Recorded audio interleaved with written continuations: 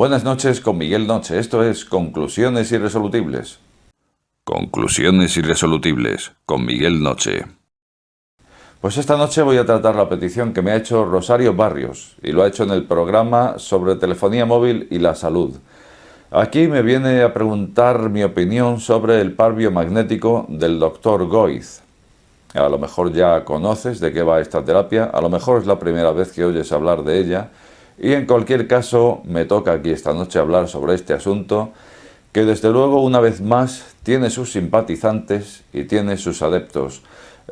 A mí ya me conocéis, no es la primera vez que hablo sobre terapias alternativas e incluso las defiendo, como ha sido, bueno, en varios casos que podéis ver más atrás. Por lo tanto, no tengo nada contra las terapias alternativas, incluso creo que es muy positivo que haya terapias alternativas. Bien, pues a partir de aquí tenemos un doctor, el doctor Isaac Goiz, que lleva muchos años practicando lo que es el par biomagnético. He visto en fuentes hasta el 1994 ya lo estaba practicando, seguramente que antes también, o sea que al menos 25 años debe llevar con esta terapia. ¿Y en qué consiste? Bueno, pues es una parte de la magnetoterapia. Hay terapias por campos magnéticos. Una de ellas consiste en una bobina, la cual está conectada a una corriente, con lo cual ya se convierte en un electroimán, y ese electroimán pues nos está mandando un campo magnético. Hay otra forma de hacerlo, que es con el par biomagnético, que consiste en dos imanes que generalmente son de neodimio, simplemente porque son los de mayor magnitud que se hacen ahora mismo dentro de lo que son los imanes permanentes.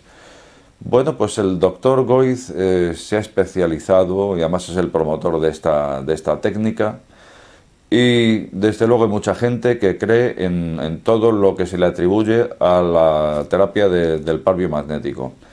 ¿Qué se le atribuye? Pues de todo. O sea que no voy a mencionar listados, porque realmente cualquier dolencia, cualquier patología, cualquier cosa que tenga que ver con la salud, la pueden normalizar, regularizar o llámale como quieras, o tratar, en definitiva. Así que, ¿cómo practica el doctor Goiz este tratamiento? Básicamente se cogen esos dos imanes, se ponen en dos puntos, además suelen ser dos imanes, solamente dos, de ahí lo de par biomagnético, y en determinado punto se pondrá el polo negativo y en otro el positivo. Parece ser que la base de esto es que tiene que ser así para que lo que sea. La ciencia oficial está diciendo, por otra parte, que es indiferente, o sea que tanto el polo positivo como el negativo hará el mismo efecto, tanto positivo como nulo, lo va a hacer igual de una forma que de otra. Luego entonces ya tenemos ahí que nada de lo que dice esta terapia, o mejor dicho el doctor Goiz, lo va a compartir la ciencia oficial. Bueno, ¿en qué se estaría basando esta terapia del par biomagnético? Pues bueno, la sangre, como sabemos, es portadora de hierro, de mucho hierro. Bueno, pues parece ser que si en determinados puntos aplicamos un campo electromagnético, o lo que es lo mismo, un imán permanente, en ese punto en concreto se empezaría a ralentizar el riego sanguíneo, porque el hierro que contiene la sangre sería atraído por ese campo magnético y se ralentizaría. Por lo tanto, se empezaría a acumular más sangre de la normal en ese punto.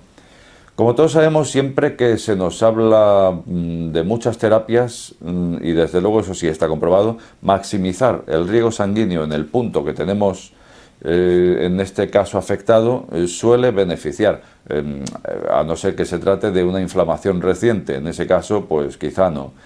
Pero para un montón de patologías, el oxigenar por encima de lo que se viene haciendo, digamos que es lo que suele ser terapéutico para el tratamiento de muchas enfermedades. Bueno, pues esto es lo que haría si ralentizamos el riego sanguíneo en un punto. Al ralentizarse se maximiza la oxigenación en ese punto, y más o menos por ahí irían los tiros.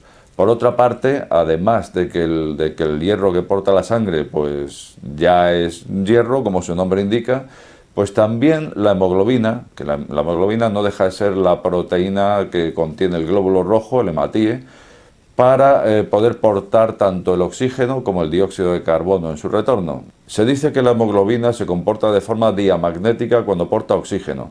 Esto quiere decir que repelería los campos magnéticos, mientras que cuando no porta oxígeno se comportaría de forma paramagnética. es decir, se alinearía con ese campo magnético. Por lo tanto, parece ser que sí debe reaccionar lo que son los glóbulos rojos ante un campo magnético.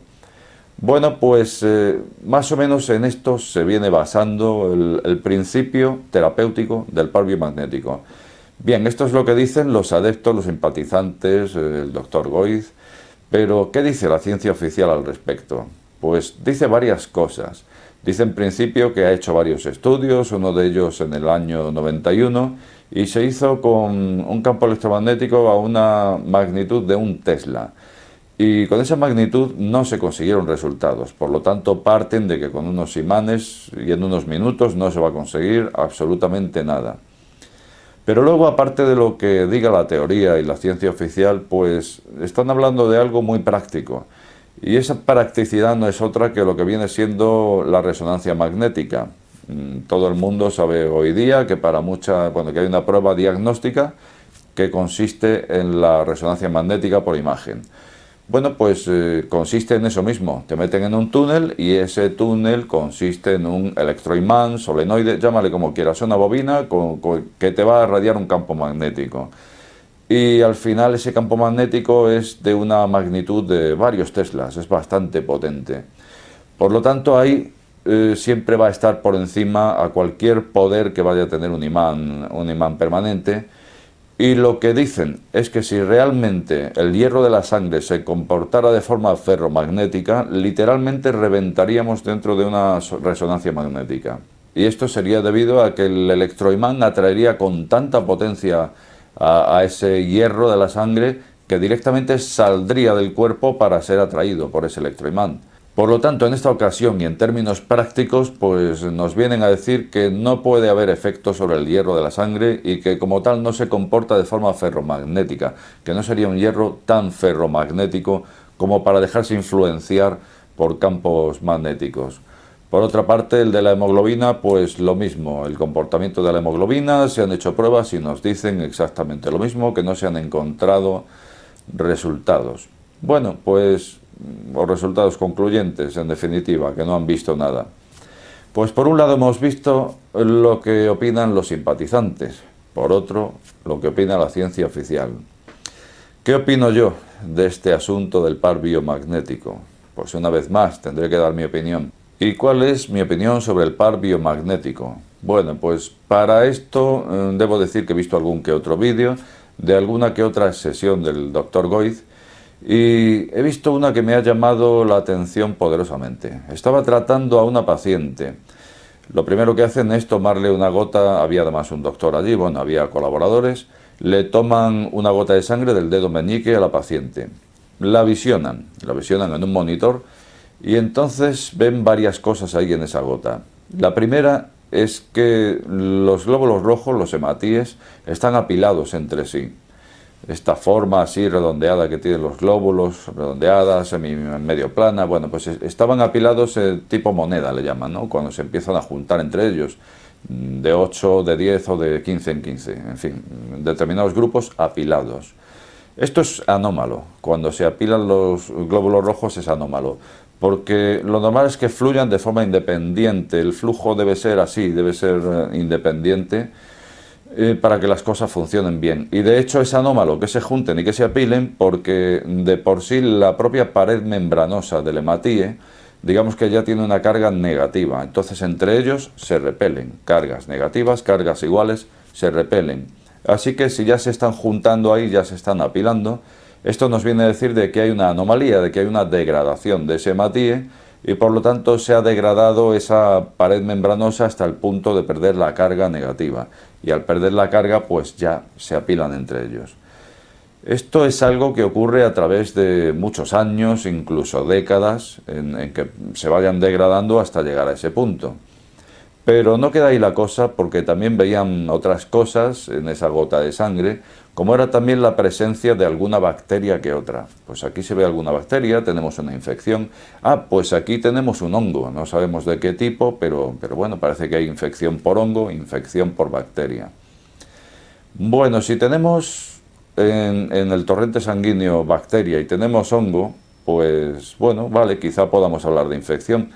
no debe estar ahí. Me imagino que será depende en qué proporción, ¿no? Pero bueno, no debe estar en el torrente sanguíneo, y si lo está, pues ya le llamamos infección. Pero lo que sí ocurre es que cuando bacterias y hongos están donde deben estar, que es en la flora intestinal, ahí es algo muy normal. Por lo tanto, virus, bacterias y hongos ya tenemos, y en manera sobradísima, hablamos de billones de ejemplares ahí en la flora intestinal. Y hacen su trabajo, y si no lo tuviéramos, pues no estaríamos aquí contando esto, ni tú viéndome. Vale.